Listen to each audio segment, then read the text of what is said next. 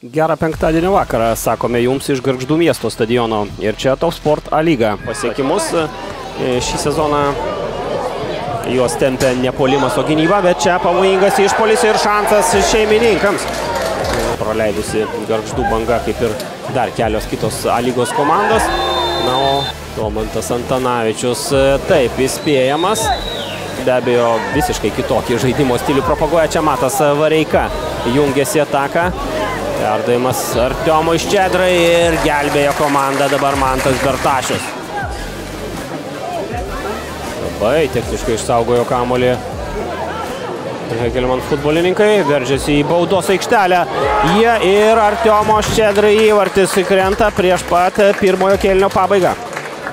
Antrą turą iš eilės ukrainietis pasižymė rezultatyviu smūgiu ir išveda svečius į priekį. 1-0.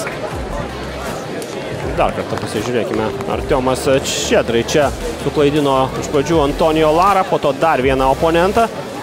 Kiek nuspėjamai Norvilas žaidė šioje situacijoje, galėjo pabandyti atlikti klaidinamą judesį. O čia galingas šūvis iš toli. Štai, na, dar yra, kaip ir minėjau, du naujokai ant atsarginio Bangos suolo, kad gali mesti bent vieną iš jų tikrai Davidas Afonso. Čia dar vienas šūvis ir dar vienas įvartis.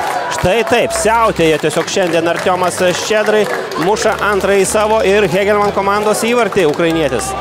50-oji minutė, svečiai didina savo pranašumą. Bet realios naudos kol kas nepavyksta išpešti šeimininkams. Ribaliaus perdavimas Veževičiui, Veževičiaus smūgis šiek tiek prigesinamas. Česinija gražiai čia kombinuoja su Valdu Antužiu. Šulco smūgis iš aštraus kampo. Kampinis. Konstantinas Šulcas kairiąją koją nuo vartų suka kamuolį. Čia smūgis į vartus. Kersinis ir įvartis. Robertas Veževičius švelnina rezultatą. Aplenkia gerokai jaunesnius savo oponentus kovoje dėl kamuolio.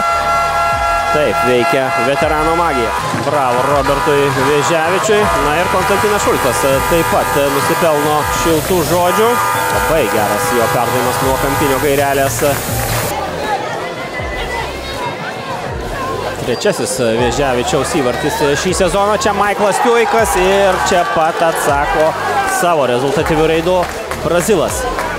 Nespėjo gargždiškiai pasidžiaugti sušvelnintų rezultatų, o čia pat svečiai atsako savo kirčių. 3-1. Hegelman priekyje.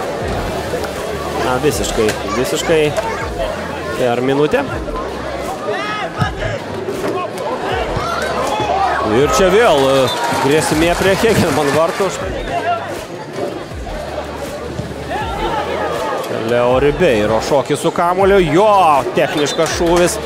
Labai gražus epizodas.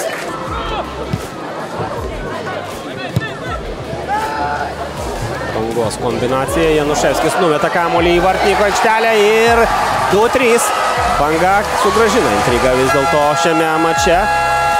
Sekė perdavimų serija. Januševskis laimi oro dvikovą. Veževičius ir Maksimas Andrejevas, 17 numeris, kuris smingai artėja prie varžovų vartų.